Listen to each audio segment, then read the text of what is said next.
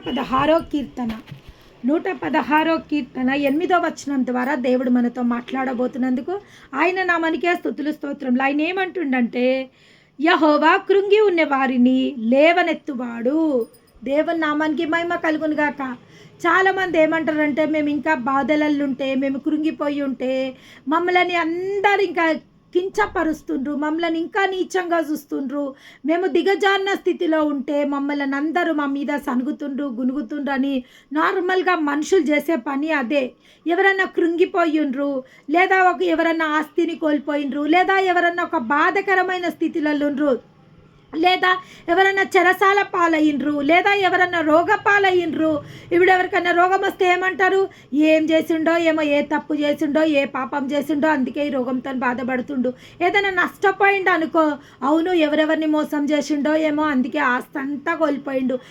ఏది జరిగినా ఈ లోకంలో ఏది సంభవించినా కానీ మానవులు ఏం చేస్తారంటే వాళ్ళని దూషించడము, వాళ్ళని ద్వేషించడము, ఏదో వారిని జడ్జిమెంట్ చేసేస్తుంటారు అనమాట. వాళ్ళు ఈ తప్పు చేసిన మందికి ఇట్లా అయిందేమో, ఆ తప్పు చేసినందుకు ఇట్లా అయిందేమో, ఎవరికి అన్యాయం చేస్తే ఇట్లా అయిందో ఏమో. కానీ మన దేవాది దేవుడు మనుషుల కన్నా మనుషుల తలంపులు ఆయన తలంపులు వంటి కావు, మనుషుల ఆలోచనలు ఆయన ఆలోచనలు వంటి కావు. ఆయన ఏమంటుండు, కృంగి ఉన్న వారిని ఆయన లేవనెత్తే దేవుడు అయి ఉన్నాడు. పెంట కుప్పల నుండి ఆయన బీదలను లేవనెత్తడానికి సిద్ధమై ఉన్న దేవుడు. దేవుని నామానికి మహిమ కలుగును కాక. ఎవరెవరైతే కృంగిపోయిండ్రో, విసికి వేసారిపోయిండ్రో, ఇంకా మా జీవితంలో ఏది మంచి జరుగుతుంది అనే మాకు ఆశ లేదు, ఈ రోగం బాగుపడుతుందనే నమ్మకం మాకు లేదు, లేదా మేము ఈ యొక్క దరిద్రం నుంచి మేము విడిపింపబడతామనే నమ్మకం మాకు లేదు, లేదా ఈ యొక్క చెరసాలలో నుంచి మేము బయటికి వస్తామనే నమ్మకం మాకు లేదు, లేదా ఈ చెరలో నుంచి మేము బయటికి వస్తామనే నమ్మకం మాకు లేదు, లేదా ఈ వ్యసనాలు మమ్మల్ని కృంగదీస్తున్నాయి, ఈ వ్యసనాల నుంచి మేము బయటికి వస్తామనే నమ్మకం మాకు లేదు. చాలామంది కుటుంబ సభ్యులు అంటారు, ఇక ఈ తాగుడు మానేస్తాడనే నమ్మకం మాకు లేదు, ఇక ఈ మనిషి బాగుపడతాడనే నమ్మకం మాకు లేదు, ఇక మేము విసికి వేసారిపోయినాము, ఇంకా మాకు ఎన్నోసార్లు మానేస్తా అని ఈయన మానడు. అది కాదు, ఇంకా మా జీవితాలు మారాయి, ఇంకా మా జీవితాలలో ఎటువంటి మార్పులు ఉండయి, ఇక మా స్థితిలో ఎటువంటి మార్పులు ఉండయి, మా పరిస్థితుల్లో ఎటువంటి మార్పులు ఉండయి అని కృంగిపోయి కృషించిపోయి విసికి వేసారిపోయిన ప్రతి ఒక్కరితో దేవాది దేవుడు ఈరోజు మాట్లాడబోతున్నందుకు ఆయన నామానికే స్తుతులు స్తోత్రాలు కలుగును గాక. దేవుడు ఏమంటుండు, కృంగిపోయిన వారిని నేను లేవనెత్తడానికి సిద్ధమై ఉన్న దేవుడను, లేవనెత్తే గొప్ప దేవుడైన కృంగిపోయిన వారిని అందరినీ లేవనెత్తే దేవునికి స్తుతి స్తోత్రములు కలుగును గాక. ఈరోజు మా యొక్క స్థితి చాలా ఘోరంగా ఉంది, మాకు సహాయం చేసేవాళ్ళు ఎవ్వరు లేరు, మా ఆప్తులు మమ్మల్ని వెలివేసిండ్రు, మా బంధువులు మమ్మల్ని వెలివేసిండ్రు, మా రక్త సంబంధికులలో మేము ఎన్నికైన వాళ్ళం కాదు, లేదా మమ్మల్ని ఎవ్వరు ఎన్నికలేని స్థితిలలో మమ్మల్ని ఉంచిండ్రు, మమ్మల్ని అవమానపరుస్తుండ్రు, మమ్మల్ని వేదనకు గురి చేస్తుండ్రు, మమ్మల్ని నిందల పాలు చేస్తుండ్రు. ప్రతి ఒక్కరితో దేవాది దేవుడు ఈరోజు మాట్లాడుతుండు. మిమ్మల్ని అందరినీ దేవాది దేవుడు లేవనెత్తబోతున్నందుకు ఆయన నామానికే స్తుతి స్తోత్రములు కలుగును గాక. ఆయన ఏమంటుడు, యెహోవా గుడ్డివారి కనులని తెరవజేయవాడు. గుడ్డివారి కనులను తెరవజేసే గొప్ప దేవుడు అంటే ఉట్టి గుడ్డివారి కనులనే తెరవజేస్తాడు ఆయన. గుడ్డితనం అనేక రకములైన గుడ్డితనం ఉంటుంది. ఒకటి శారీరక గుడ్డితనము, ఒకటి మానసిక గుడ్డితనము. ఒక శారీరక గుడ్డితనం ఏంటంటే, ఆ శారీరక గుడ్డితనంతో మన కళ్ళు కనబడి మనకు చూపు కనబడది, మనము వెలుగుని చూడలేము, మన ముందర ఏముందో మనం చూడలేము, మన పక్కకి ఏముందో చూడలేము. అది ఒక ఫిజికల్ బ్లైండ్నెస్ అంటే మన శారీరక గుడ్డితనం అది. కానీ ఇంకొక గుడ్డితనం కూడా ఉంది, మన పక్కకి ఏం జరుగుతున్నా మనం చూడలేని స్థితిలో ఉంటాము. మన పక్కకి ఏది జరుగుతున్నా మన పక్కకి ఎవరన్నా ఏదన్నా వాళ్ళ పరిస్థితి ఘోరంగా అవుతున్నా మనము చూడలేని స్థితిలో ఉంటాము. లేదా మన పక్కకి ఎవరికైనా ఏదైనా నష్టం జరుగుతున్నా మనకెందుకు అనుకునే ఆ గుడ్డితనంలో మనం ఉంటాము. ఈరోజు దేవాది దేవుడు 2 రకాల గుడ్డితనాల గురించి మాట్లాడుతుండు. ఒకటి బై బర్త్ అంటే జన్మతః వచ్చిన గుడ్డితనం గురించి మాట్లాడుతుండు. రెండవదిగా కొన్ని వార్లు మనము నిర్లక్ష్యంతో మనకెందుకు, మనకేం అవసరము అని నిర్లక్ష్యం చేసిన గుడ్డితనం గురించి, 2 గుడ్డితనాల గురించి మాట్లాడుతుండు. ఆనాడు బత్సమై గుడ్డితనంతో, పుట్టుకతో గుడ్డైన ఆ యొక్క కుటుంబ సభ్యులు తీసుకొచ్చి ఆ యొక్క భిక్షం ఎత్తుకొని ఆ వీధుల దగ్గర తీసుకొచ్చి ఆ యొక్క బత్సమైని కూర్చొని పెడితే ఆయన దినమంతా భిక్షం ఎత్తుకున్న కుటుంబ సభ్యులు వచ్చి ఆయనను తీసుకొని ఆ డబ్బులు తీసుకొని వెళ్ళిపోవడం జరుగుతుంది. కానీ ఆ గుడ్డి బత్సమై ఒక వార్త విన్నాడు. యేసు ప్రభు అనేకులని స్వస్థపరుస్తుండు, గుడ్డివారి కళ్ళు తెరుస్తుండు, కుంటివారు నడుస్తుండ్రు, ఊచ చేయగలవారు స్వస్థపరచును, మూర్ఛ రోగులు స్వస్థపరుస్తుండు, దురాత్మల చేత బంధింపబడ్డవారు విడిపింపబడుతుండు అన్న యొక్క వార్తని ఆయన వినడం జరిగినప్పుడు ఆయన హృదయంలో ఒక ఆశ కలిగిందంట. అయ్యో, నా దేవుడు నన్ను కూడా కనికరిస్తాడా? ఆయన కనికరం గల దేవుడు కదా, నన్ను లేవనెత్తుతాడా? ఆయన కృంగి ఉన్న నన్ను లేవనెత్తడానికి ఆయన సిద్ధమైన దేవుడా? నన్ను ఈరోజు ఆయన లేవనెత్తగలుగుతాడా అని ప్రతిరోజు బత్సమై ఆ యొక్క యేసు ప్రభు గురించి తన హృదయంలో అనుకుంటుండేమో. ఒకానొక రోజు వచ్చింది, ఆ యొక్క యేసు ప్రభు ఆ వీధుల గుండా వెళ్ళడం జరిగింది. అప్పుడు ఆ ప్రజలందరూ, ఆ బత్సమైకి కళ్ళైతే కనబడతలేవు, కానీ ఆ జన సమూహం అంతా అలజడితో ఇటు అటు ఇటు అటు పరుగులెత్తడము, ఆ యొక్క ఒక్కల మీద ఒకరు పడి యేసు ప్రభుని దర్శించాలని, ఆయనని చూడాలని, ఆయన ద్వారా అద్భుతం పొందుకోవాలని వాళ్ళందరూ ఉరుకుతుంటే ఆయన ఆ ప్రజలను ఆపి అడగడం జరిగింది. యేసు ప్రభు ఈ వీధిలో పోతుండంటే, అయ్యా అయ్యా నన్ను కొంచెం ఆ యేసు ప్రభు దగ్గరికి తీసుకెళ్ళండి అంటే, నీకేమైనా పిచ్చా, మేము పోవడానికే కష్టం ఉంది, నిన్నెవరు తీసుకుపోతారని ప్రతి ఒక్కరూ ఆ యొక్క బత్సమైని తిరస్కరించిండ్రు. ఆ యొక్క బత్సమైని వెలివేసినట్టు మాట్లాడిండ్రు. ఆ యొక్క బత్సమైని కించపరిచిండ్రు, వెలివేసిండ్రు, సహాయం చేయడానికి కూడా నిరాకరించిండ్రు. ఈరోజు దేవాది దేవుడు ఎవరెవరైతే ఈరోజు కించబడిన స్థితిలో ఉన్నారో, ఎవరెవరైతే వెలివేయబడ్డ స్థితిలో ఉన్నారో, ఎవరెవరైతే మనుషుల చేత తిరస్కరింపబడిన స్థితిలో ఉన్నారో వారందరితో దేవాది దేవుడు ఈరోజు మాట్లాడడం జరుగుతుంది. దేవాది దేవుడు ఈరోజు మీ తిరస్కరించిన స్థితిని, మీ వెలివేసిన స్థితిని, మీ యొక్క ప్రజలు అవమానపరిచిన స్థితిని దేవాది దేవుడు ఈరోజు మార్చబోతున్నందుకు ఆయన నామానికే స్తుతులు స్తోత్రాలు కలుగాక. మనుషులు తిరస్కరించిండ్రు, మనుషులు ఆయనని ద్వేషించిండ్రు, మనుషులు వెలివేసిండ్రు, నిన్నెవరు తీసుకుపోతారు అనేసి అపహాస్యంగా మాట్లాడిండ్రు. కానీ దేవాది దేవుడు ఏం చేసిండు? గుడ్డి మత్సమై అరుస్తుండు, యేసు ప్రభువా నన్ను కరుణించు, యేసు ప్రభువా నన్ను కరుణించు. కానీ ఆయన అడుగులు ఆగలేదు, ఆయన అడుగులు సాగిపోతున్నాయి. ఇంకా ఒక మారు పిలుపు కోసం ఆయన ఎదురు చూస్తుండు, ఇంకా గట్టిగా పిలవాలని ఆయన ఎదురు చూస్తుండు. ఆ యొక్క గుడ్డి బత్సమై ఇంకా గట్టిగా అరవడం స్టార్ట్ చేసిండంట. ఆ యేసు ప్రభు ఇంకా నన్ను తెలుసుకొని, నా గురించి లోతుగా తెలుసుకొని నన్ను పిలవాలనేసి యేసు ప్రభు సాగిపోతుండంట. ఆ గుడ్డి బత్సమై, దావీదు కుమారుడా నన్ను కరుణించు అని గట్టిగా కేకలు వేయడం జరిగిందంట. ఆయన కాళ్ళు ఆగిపోయినాయంట. ముందుకు వెళ్ళే ఆ కాళ్ళు అక్కడనే ఆగిపోయి వెనుకకు మరడం సాగిందంట. దావీదు కుమారుడా నన్ను కరుణించు. అప్పుడు ఆ దేవాది దేవుడు కృప చూపించడానికి ఆయన అడుగులు వెనుకకు రావడం జరిగిందంట. గుడ్డి మత్సమైని ప్రజలు ఆయన దగ్గరికి తీసుకోలేకపోయినరు, కానీ దేవాది దేవుడు గుడ్డి బత్సమై దగ్గరికి రావడానికి ఇష్టపడ్డాడు. దేవుని నామానికి మహిమ కలుగును గాక. ఈరోజు దేవాది దేవుడు మనుషుల చేత తిరస్కరింపబడిన మీరు, మనుషుల చేత ద్వేషింపబడిన మీరు, మనుషుల చేత నిరాకరింపబడిన మీ దగ్గరికి దేవాది దేవుడు రావడానికి సిద్ధమైనడు. ఆయన నామానికే స్తుతి స్తోత్రములు కలుగును గాక. ఆ దావీదు కుమారుడు మీ జీవితాలను దర్శించడానికి సిద్ధమైండు, మీ గృహాలు దర్శించడానికి సిద్ధమయ్యుండు, మీ యొక్క స్థితిని మార్చడానికి సిద్ధమయ్యుండు, మీ యొక్క పరిస్థితిని మార్చడానికి సిద్ధమైన ఆ దేవాది దేవునికే స్తుతి స్తోత్రములు కలుగును గాక. నిజంగా ఆ గుడ్డితనము దేవుని యొక్క కృప నాపలేకపోయింది, దేవుని యొక్క కనికరం నాపలేకపోయింది, దేవుని యొక్క మహిమని ఆపలేకపోయింది. దేవుని నామానికి మహిమ కలుగును గాక. అదే విధంగా బత్సమై దీవింపబడ్డాడు.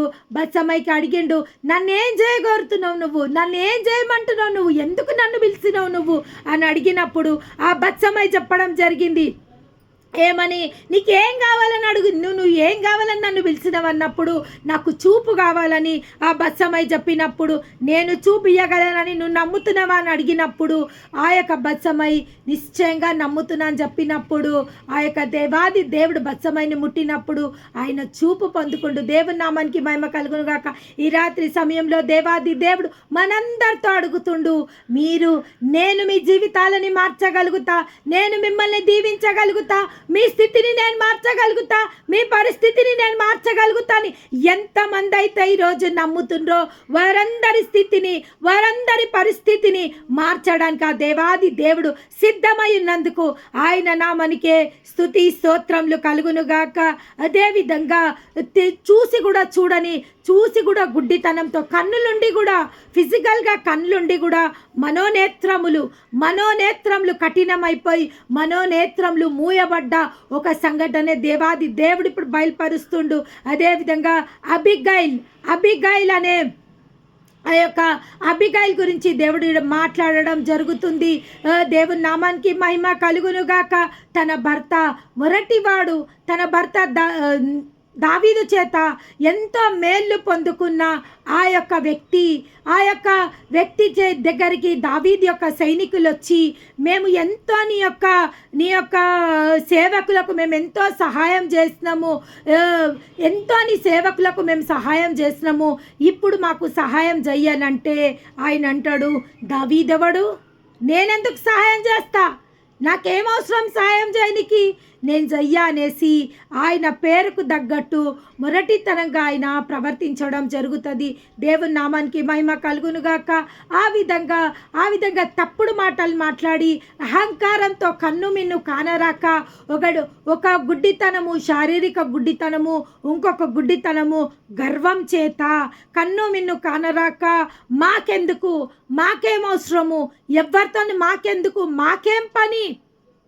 మాకేం పని అని ఎవరెవరైతే ఆ యొక్క గర్వపు గుడ్డితనంతో, సౌలు కూడా ఆ విధంగానే ప్రవర్తించిండు. ఒక గర్వపు గుడ్డితనంతో ప్రవర్తించిన ఆ సౌలు జీవితాన్ని దేవాది దేవుడు సౌలు జీవితాన్ని దర్శించిండు. సౌలు ఎంత భయంకరమైన హింసకుడను, నేను దూషకుడను, పాపులలో ప్రథముడను అని ఆయన మార్మన్స్ పొందిన తర్వాత చెప్పడం జరిగింది. సౌలు ఎంత కఠినుడు అంటే ఆయన యూదులని భయంకరంగా హింసించి వాళ్ళని కత్తిపాలు చేసి ఖండాలుగా వాళ్ళని నరికేసి, గర్భిణీలుంటే కత్తి దూస్తే కడుపులో ఉన్న పిండాలు సైతం బయటికి వచ్చేటట్టు పొడిచిన ఆ వ్యక్తి ఆ యొక్క సౌల్ని దేవాది దేవుడు దర్శించిండు. ఎప్పుడైతే ఆ సౌల్ని దేవాది దేవుడు దర్శించిండో ఆకాశం నుంచి ఒక స్వరం వినబడ్డది, సౌలా సౌలా నన్ను ఎలా హింసించుచున్నావు అన్నప్పుడు సౌలు కండ్లు మూయబడ్డాయంట. ఆ యొక్క వెలుగుకు సౌలు కండ్లు మూయబడ్డాయి. ఆయన నేల మీద పడి ఉన్నాడంట. నేల మీద పడి ఉన్నప్పుడు ఆయన అంటుండు, నేను నిన్నెప్పుడు హింసించిన ప్రభువా, నేను నిన్ను బాధ పెట్టినా అన్నప్పుడు ఆ దేవాది దేవుడు అంటుండు, నా బిడ్డలని నువ్వు హింసించినవు, నా బిడ్డలని నువ్వు బాధ పెట్టినవు, నా నామంని ధరించుకున్న బిడ్డలని నువ్వు బాధ పెట్టినప్పుడు ఆ యొక్క బాధ నాకు వాళ్ళని హింసిస్తున్నా కొద్దీ, వాళ్ళని గాయపరుస్తున్నా కొద్దీ ఆ గాయాలు నాకు తగిలినాయి, ఆ దెబ్బలు నాకు తగిలినాయి, ఆ కత్తిపోట్లు నాకు తగిలినాయి అని చెప్పినప్పుడు ఆ యొక్క సౌలు నేలపైన పడున్నాడంట. నేలపైన పడున్నప్పుడు ఆ యొక్క స్వరం ఆకాశం నుంచి సౌలుకు మాత్రమే ఆ స్వరం వినబడ్డదంట.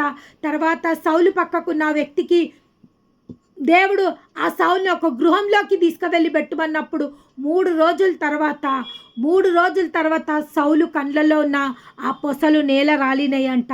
ఎప్పుడైతే ఆ కండ్లలో ఉన్న ఆ పొసలు, ఆ గర్వం అనే పొసలు, ఆ పాపం అనే పొసలు, ఆ యొక్క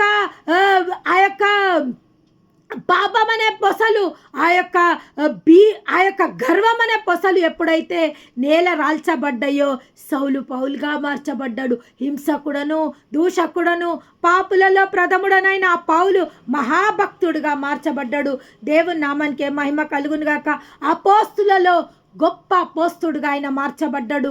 ఈరోజు దేవుడు 2 రకాల గుడ్డితనాల గురించి మాట్లాడుతుండు. ఎందుకంటే ఏ రకమైన గుడ్డితనం మనకున్నా కానీ ఆయన మన యందు కనికరబడి యెహోవా కృంగి ఉన్న వారిని లేవనెత్తడానికి సిద్ధమైండు. ఈరోజు మనకు శారీరక గుడ్డితనం ఉందా, లేదా ఆత్మీయ గుడ్డితనం ఉందా? ఏ గుడ్డితనం ఈరోజు మనకున్నా కానీ దేవుడు ఈరోజు మనను ఆ యొక్క గుడ్డితనం నుంచి మనకు వెలుగులోకి నడిపించి ఆయన మార్గంలోకి మనల్ని నడిపించడానికి సిద్ధమైన దేవాది దేవునికే స్తుతి స్తోత్రములు కలుగునుగాక. ఇంకా ఆయన ఏమని రాయబడింది? ఆయన ఎన్నడూను మాట తప్పని వాడు, బాధపరచబడిన వారికి ఆయన న్యాయము తీర్చువాడు. దేవుని నామానికి మహిమ కలుగునుగాక. ఈరోజు దేవాది దేవుడు సెలవివ్వడం జరుగుతుంది. నేనెన్నడూ మాట తప్పని దేవుడని కాదు, నేను ఇచ్చిన మాట నిశ్చయంగా నెరవేర్చడానికి సామర్థ్యత కలిగిన దేవుడు. ఈరోజు ఎవరెవరితో దేవుడు ఏ ఏ మాటలు ఇచ్చిండో ఆ మాటలని మరి ఒకసారి దేవుడు జ్ఞాపకం చేస్తుండు. ఎవరెవరికి నేను ఏ ఏ మాటలను ఇచ్చినో, ఏ ఏ మాటల ద్వారా మీ స్థితిని మారుస్తా, మీ పరిస్థితిని మారుస్తా, మిమ్మల్ని బలపరుస్తా అని ఏ మాటల చేత నేను మిమ్మల్ని బలపరిచినో ఆ మాటలన్నిటినీ నేను స్థిరపరచబోతున్నా, ఆ మాటలన్నిటినీ నేను నెరవేర్చబోతున్నా అని దేవాది దేవుడు ఈరోజు మనతో సెలవివ్వడం జరిగింది. ఆయన ఏమంటుండు? నేను మాట తప్పని, ఆయన ఎన్నడూ మాట తప్పని వాడు, బాధపరచబడి వారికి ఆయన న్యాయము తీర్చును. ఎవరెవరైతే బాధపడుతుండ్రో వారందరికీ దేవాది దేవుడు ఏమంటుండంటే, మీ అందరి బాధపడుతున్న ప్రతి ఒక్కరికి నేను వారికి న్యాయం తీర్చబోతున్నా, వారి బాధల నుంచి వారిని విడిపింపబోతున్నా, వాళ్ళ యొక్క స్థితిని నేను మార్చబోతున్నా, వారి యొక్క కృంగుదల నుంచి నేను వాళ్ళకు బలం ఇవ్వబోతున్నా. వారు ఏ స్థితిలో ఉన్నా, లేమిలో ఉన్నారా, బాధలలో ఉన్నారా, కష్టాలలో ఉన్నారా, నిరుత్సాహ నిస్పృహలో ఉన్నారా, వారందరినీ నేను విడిపింపబోతున్నా అని దేవాది దేవుడు ఈరోజు మనతో సెలవివ్వడం జరుగుతుంది. ఇంకా ఆయన ఏమంటుండంటే, ఆకలి కొని వారికి ఆహారమును దయచేయును, యెహోవా బంధింపబడవారిని విడుదల చేయును. దేవుని నామానికి మహిమ కలుగును గాక.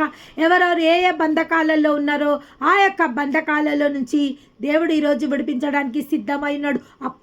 అప్పులనే బంధకాలలో ఉన్నారా, వ్యాధులనే బంధకాలలో ఉన్నారా, లేకుండా రక్షణ ఒక తాగుడనే బంధకాలలో ఉన్నారా, లేదా ఇంకా అనేక రకమైన బంధకాలలో, చెరలలో, ఇతరుల చేత ద్వేషింపబడుతున్న, ఇతరుల చేత దూషింపబడుతున్న అనేక బంధకాలలో, విగ్రహారాధననే బంధకాలలో ఉన్నారా, లేకుండా ఐహిక విచారాలనే బంధకాలలో ఉన్నారా, దురాత్మల చేత బంధింపబడి ఉన్నారా, దేని చేత బంధింపబడి ఉన్నారో వారందరితో దేవుడు ఏమంటుండంటే, ఈరోజు నేను మీ అందరినీ మీ యొక్క చెరని నేను విడిపింపబోతున్నందుకు ఆయన నామానికే స్తుతి స్తోత్రములు కలుగునుగాక. అదేవిధంగా ఆయన ఏమంటుండు?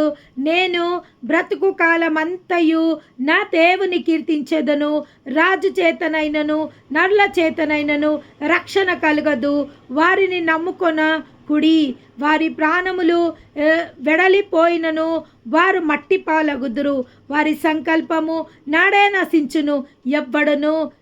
ఎవరికి యాకోబు దేవుడు సహాయుడగునో, ఎవడు తన దేవుడైన యెహోవాయందు ఆశ పెట్టుకొనునో వాడు ధన్యుడు.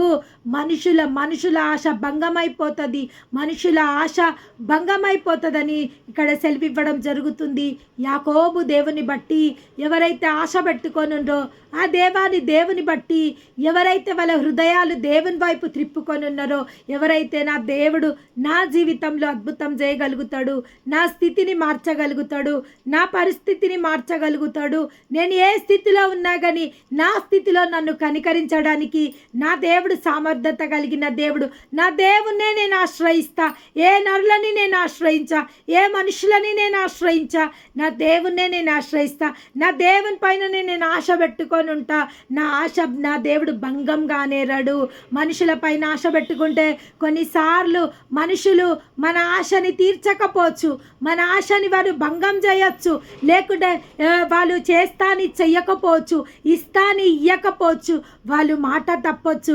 కానీ దేవుడు ఏమంటుండంటే, నేను మాట తప్పని దేవుడను, నేను మాట ఇస్తే దాన్ని నెరవేర్చడానికి సమర్థత కలిగిన దేవుడను అని దేవాది దేవుడు ఈరోజు మనకు సెలవివ్వడం జరుగుతుంది. ప్రతిరోజు దేవుడు మనకు ఒక పాఠం నేర్పించడం జరుగుతుంది. ఏ విధంగా ఆయన పైన ఆశ పెట్టుకొని ఉండాలా, ఏ విధంగా ఆయన వాక్యానుసారం మనం జీవించాలా, ఏ విధంగా ఆయనకు ఇష్టలుగా మనము ఇష్టలుగా మనము జీవించాలా, ఏ విధంగా మన హృదయాన్ని ప్రతిరోజు ప్రభువా శుద్ధ హృదయం నాకు కలగజేయము, నూతనమైన మనసు స్థిరంగా నాకు కలగజేయమని ఏ విధంగా మన ప్రార్థనలో కొత్త ప్రార్థనలు మనము ఆ యొక్క వాక్యానుసారమైన ప్రార్థన మనం చెయ్యాలో ప్రతిరోజు దేవుడు మనకు నేర్పించడం జరుగుతుంది.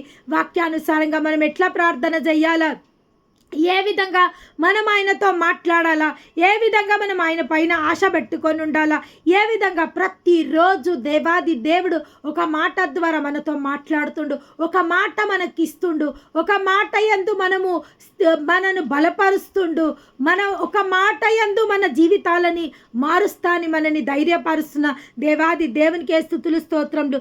ఎవరు ఈరోజు మనని బలపరచడానికి సామర్థ్యత కలిగిండ్రు? ఎవరు? మన కుటుంబ సభ్యులే.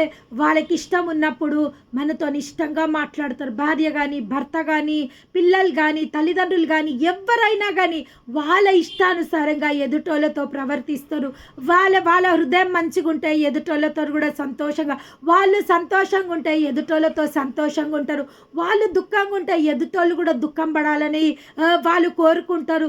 లేదా వాళ్ళు మనోవేదనతో, దుఃఖంతో, విచారంతో ఉంటే ఎదుటి వాళ్ళు కూడా అదే విధంగా ఉండాలని కోరుకుంటాడు. కానీ దేవుడు మనం ఏడుస్తే మనతో ఏడ్చే దేవుడు, మనం నవ్వుతే మనతో నవ్వే దేవుడు, మనం కృంగిపోయి ఉంటే మన కృంగిపోయిన స్థితిలో నుంచి మనని లేవనెత్తుకునే దేవుడు, మనం ఊబిలో పడిపోతే ఆ ఊబిలో నుంచి మనని పైకి లేవనెత్తుకునే గొప్ప దేవుడై ఉన్నాడు. ఊబిలో పడిపోతే మనం చాలాసార్లు ఫొటోస్లలో చూస్తాము, ఒక గొర్రె పిల్ల ఇట్లా లోయలోకి పడిపోతుంటుంది. యేసుప్రభు ఫోటోలో మనం చాలామంది చూస్తాం. ఆ యేసుప్రభు ఆయన చెయ్యిచ్చి ఆ యొక్క గొర్రె పిల్లని బయటికి తీసుకురావడం జరుగుతుంది. చాలామంది ఆ ఫొటోస్ చూసిండొచ్చు. చాలామంది క్రైస్తవుల ఇళ్ళల్లో ఆ ఫొటోస్ కూడా ఉంటుంది. అవును, మన దేవుడు మనని లేవనెత్తడానికి సామర్థ్యత కలిగిన దేవుడు. ఏ ఊబిలలో మనం ఈరోజు ఉన్నామో, ఏ ఊబిలలో మనం ఉన్నా ఆ ఊబిలలో నుంచి దేవాది దేవుడు మనకు పైకి లేవనెత్తడానికి సామర్థ్యత కలిగిన దేవుడు. మన స్థితిని ఆయన మాత్రమే మార్చగలడు, మన పరిస్థితిని ఆయన మాత్రమే మార్చగలడు. మన పక్షంలో ఆయన మాత్రమే వ్యాజ్యం ఆడగలుగుతాడు, మన పక్షంలో ఆయననే తీర్పు తీర్చగలుగుతాడు.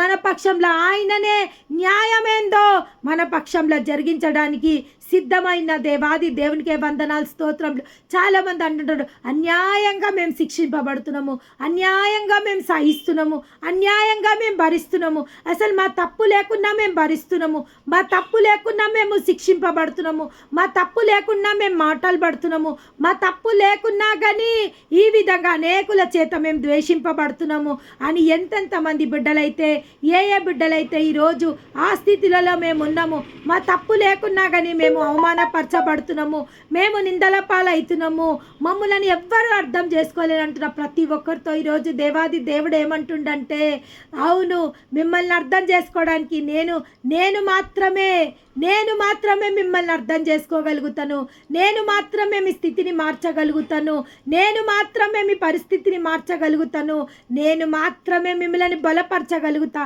నేను మాత్రమే మిమ్మల్ని ధైర్యపరచగలుగుతా, నేను మాత్రమే మీ యొక్క స్థితిని, పరిస్థితి నుంచి మిమ్మలను లేవనెత్తగలుగుతా. ఎందుకంటే ఆయన ఏమంటుండంటే, యెహోవా కృంగి ఉన్న వారిని లేవనెత్తేవాడై ఉన్నాడు.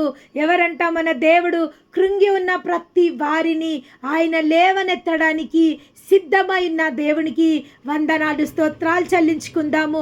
మహాపరిశుద్ధుడవైన తండ్రి,